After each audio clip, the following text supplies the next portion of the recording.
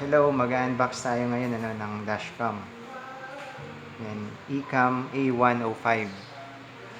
Meron siyang 1080p sa harapan, tsaka 1080p na resolution sa likod. Yan, ito ay full screen touch na dashcam. Dito sa box, sa likod, yan, makikita natin na ito ay made in Taiwan. Tapos nakalagay pa dito, best quality. Best nga ba talaga? Yan, makikita natin mamaya. Meron itong 9.66 inches na LCD. Tapos ang supported niyang memory card ay hanggang 64 gig. Meron siyang loop recording. Tapos ang power input ay 5 volts, 2 ampere. Yan, meron din siyang night vision. Yan, so tingnan natin ano.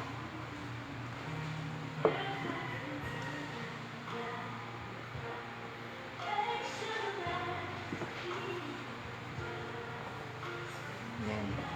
So safe naman yung pagkaka-box niya, ano? Yan. Yan. Ito yung ating dashcam.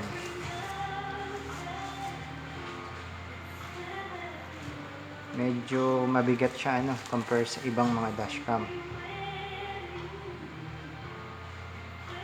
Yung camera niya movable naman.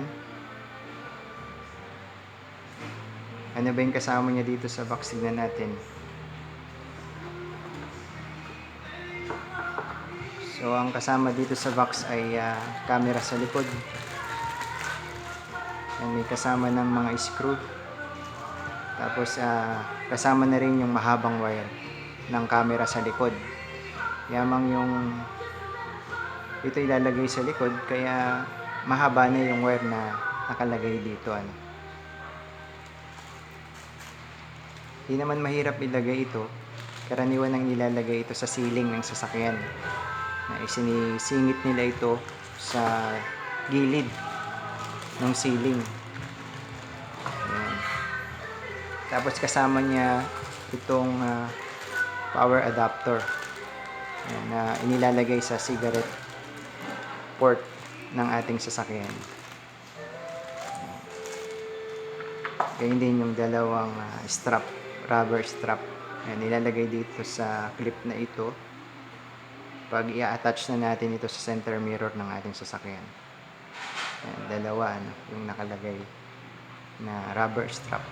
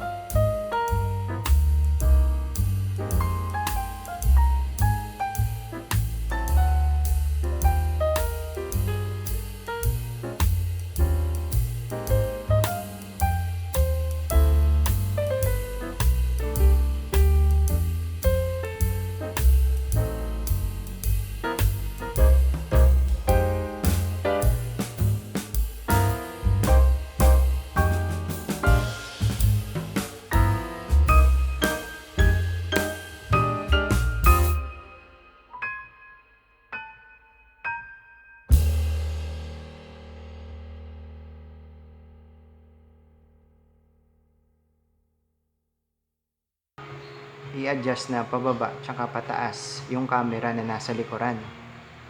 Yan, pindutin lang natin itong down tsaka up. Yan. Di ba pagka nasa sasakyan tayo, karaniwan na pag umaatras tayo, hindi natin nakikita yung pinakailalim ng sasakyan kapag ka tayo maatras. Kaya dito pwede na nating i-adjust ito pababa para makita natin yung sa ilalim ng sasakyan kung may tinatamaan na ba tayo. Yan. So yun ang isa sa magandang features ng dashcam na ito. Yan. Playback. Yan. Dahil wala siyang memory card, wala tayong maipi-playback. Pero dito makikita yung mga nai-record na video. Pwede nating i-play ulit yung mga video na na-record na. Yan, dito sa settings naman, yan, makikita naman natin dito yung resolution. So dito makikita natin na 1296p. So higit pa dun sa nakasulat sa box na 1080p. So mas malinaw pa pala, no? Tapos meron siyang loop recording, night vision, yan, G-sensor, park mode. Yan, yung G-sensor tsaka park mode, halimbawa i-on natin ito. Yan, lagay natin sa medium. Tapos itong park mode sa medium. Yan, normally kasi yung sasakyan natin kapag ka nakapatay na, patay na rin yung dashcam. Halimbawa, papatayin natin halimbawa, patay na yung sasakyan. Yan, automatic kasing mag-off itong dashcam pag patay na yung sasakyan. Pero halimbawa, may gumalaw sa sasakyan o kaya binangga yung sasakyan na nakapark, wala tayo. Pag naramdaman iyon ng dashcam, umalog yung sasakyan, kusa siyang bubukas. Ayan, mag-automatic on siya. Kaya i-record niya yung nangyari. Bakit gumalaw yung sasakyan at anong nangyari.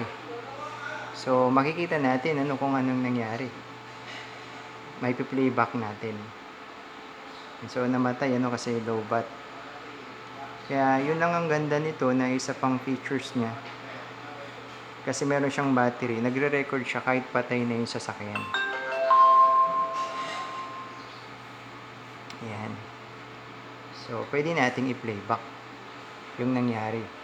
Bakit gumalaw yung sasakyan. Ayan. Makikita lang niya yung nasa harapan tsaka sa likod. Magre-record siya. Ayan. At isa pa sa magandang features nito, diba yung ating dashcam ay full screen. Ayan. So, nakikita natin dito ay yung camera sa harapan, full screen. Pag pinindot natin ito, yung arrow na ito, pwede siyang lumipat sa likod, full screen din. Pero ito pa yung magandang features nito. Pag pinindot natin ulit, mahati yung screen. So makikita natin yung harapan tsaka yung likuran. Sabay nating makikita. So maganda yung features ng dashcam na ito.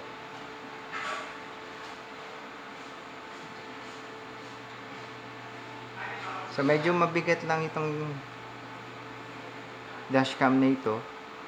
Kaya maganda siguro kung yung ating center mirror ay mahigpit pa yung hawakan nito. Kasi pag hindi na mahigpit, kapag nadaan tayo sa bako-bako, malamang nagagalaw ito. Kasi mabigat siya. Siguro dahil na din dun sa battery o sa laki ng LCD. So overall maganda yung dashcam na ito. Sulit naman yung pera natin kapag binili natin yung dashcam na ito. Maganda rin yung kanyang LCD tsaka yung resolution. Salamat sa inyo sa inyong panonood.